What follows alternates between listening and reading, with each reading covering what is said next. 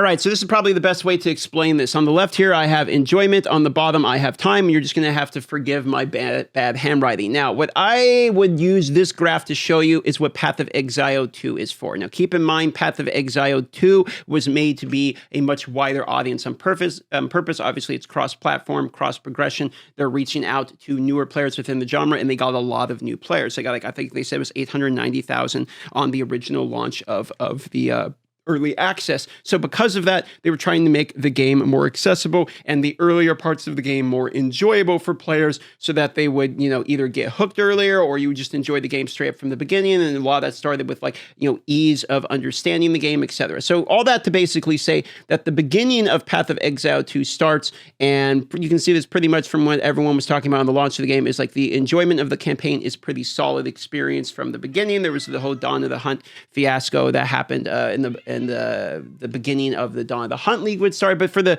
overall purposes of Path of Exile 2, this would sort of be the campaign. It just ramps, pretty good enjoyment, good boss fights, easy enough to understand, players can get through it, etc. And then you sort of hit a in-game portion, and it goes up a little bit, and then it sort of ramps down sort of like this. Okay, this is probably like a very standard looking bell graph, kitties meowing in the background, of what the enjoyment looks like. You get through the campaign right about here where you get this low spike. You hit in-game for the first time and you see the Atlas and you're excited and you're like, oh, wow, the Atlas, this big open world and all of that. And then you play a little bit of the maps and then, pretty quickly you hit a portion where you're like, you know what, I've done the maps. There's not a whole lot to do other than just to continue the farm for whatever reason. And your enjoyment slowly tapers off. And then you, at some point, you say, okay, that's probably it for me for the league. I'll come back and try it on a fresh economy reset with the new league and see what really had to be had there, because you've experienced pretty much everything the game has to offer by the time you've got through this portion of the graph.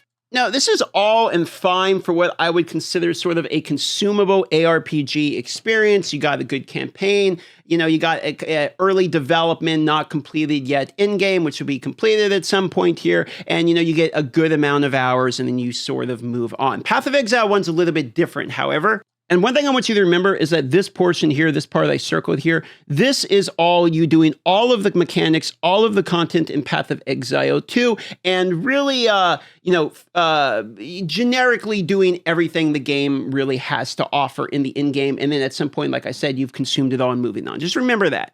Okay, now I'm going to give you a general idea of what the Path of Exile 1 graph actually looks like. You actually start down here for enjoyment. You start at a deficit already because the game is massively complex, basically, and that will come back to be a benefit later on in the conversation. But let's go ahead and address it now. If you decide to start Path of Exile 1, the rumors are true. The game is hard to understand, but it is the hardness to understand actually that it is its benefit, to be honest, as we go on. So the graph, let's just continue with the graph here. It's going to look sort of like this, and then as you start to get through the campaign, at some point here, you're going to start to understand it a little bit better. Your enjoyment is going to continue to go up as you understand the game. It'll be a slow bit, and you'll hit some kind of learning curves here, and they'll go down a little bit, then it'll go back up, and as you'll struggle a little bit getting through the campaign, and then at some point, you're just going to have this sort of skyrocket of enjoyment here. And now, obviously, if you're someone who already plays PoE 1, you probably know what this point of the graph actually is. This is your representation of when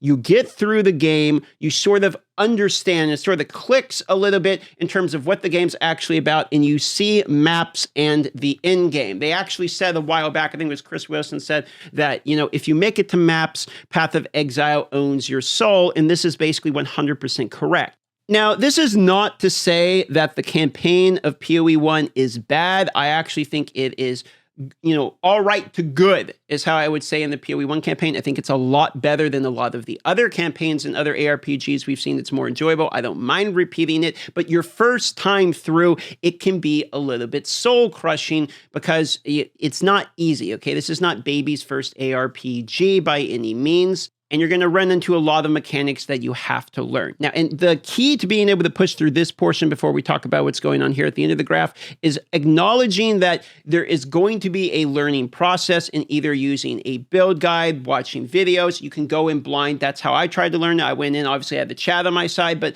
other than that, I went in and just tried to learn it, and I was able to go through. But, it was a struggle. I think it was like, maybe it was 40 hours or something, like 27 deaths or something like that to get through the campaign for the first time. So if you want to tackle it yourself and try to figure out the game, Godspeed, go out and do it. But there is a lot of people out there, a lot of websites out there that have already broken down a lot of this information for you and that can explain to you a lot of the basics. And honestly, if you have played PoE 2, you're not as much of at a deficit because at least you understand, for instance, like what the support gym is and some of the mechanics that you'll run into in the in-game are still in Path of Exile 1. You understand the basics of some of the currency orbs, etc. There is just a lot more options in Path of Exile 1 that have yet to be delivered in Path of Exile 2. So because of the amount and quantity of things there are to learn in the game, you're going to feel a little bit behind, which I know probably doesn't sound like a good sales pitch, but that's where we come to. It's because of this portion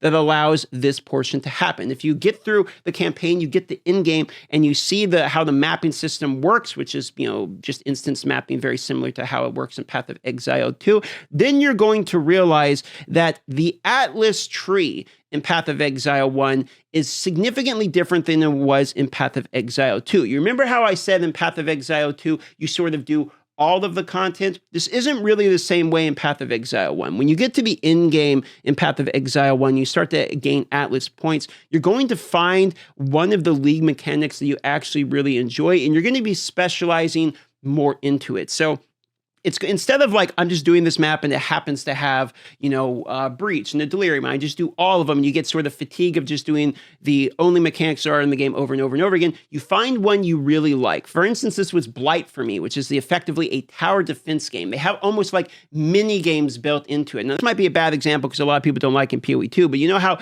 in PoE 2 there's the Trials of Sekima, right? Which is almost like a different style of game. It's like a roguelite. See, Path of Exile 1 has a lot of these types of things. That's like what I was mentioning, Blight, the tower defense built into it. They have a heist, they have like betrayal. There's a ton of league mechanics that are built into it. And they even brought a mercenary system in for the league that is starting tomorrow on Friday. And that was the original thing that sucked me into Path of Exile so much, just realizing that by the time you actually get to the end game, there is a whole world of content not only for you to learn, but to decide the ones you want to ignore and specialize into the ones you like. If in Path of Exile 2, let's say you really like, Ritual for some reason, but you hate the other ones. You hate doing Expedition. I mean, for me, it's the opposite. But let's say you love Ritual and you hate doing Expedition. Well, in Path of Exile 1, the concept of the game and the way the Atlas tree is much more about specializing into the ones that you actually care about more. So you feel like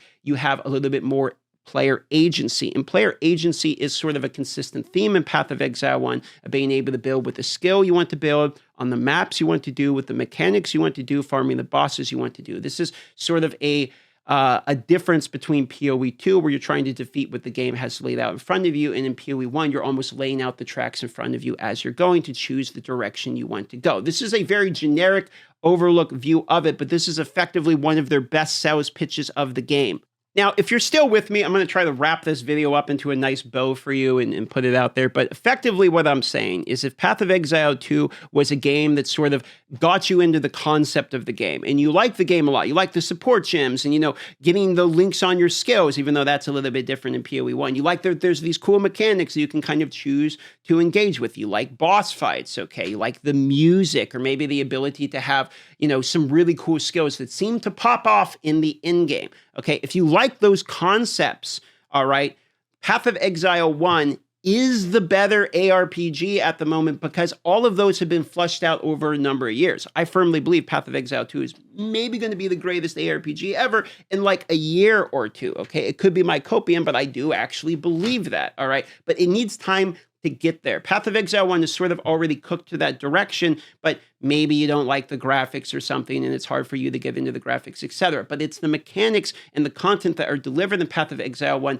that hopefully will persuade you to put the fidelity parts of the game aside, since it's an older game, and actually try to dive into more of the in-game portion of it, which is where it truly shines if you can get past the learning process. But like I said, there's a million people out there with a million great guides that have already gone through and taught you a lot of that. And I will be putting out a beginner's guide on Path of Exile 1 as well. I believe that's coming out tomorrow in order to break down some of the beginnings of it. So this is just a basic overview on why you might want to try PoE 1. That's about it. I'll be live now as of the posting of this video, and there's actually free cosmetics drop starting tomorrow with the launch of the PoE 1 League, because tomorrow, 1 p.m. Pacific, that is 4 p.m. Eastern Standard Time, launches the new Path of Exile 1 League. That's about it. Love y'all. See you on the live stream.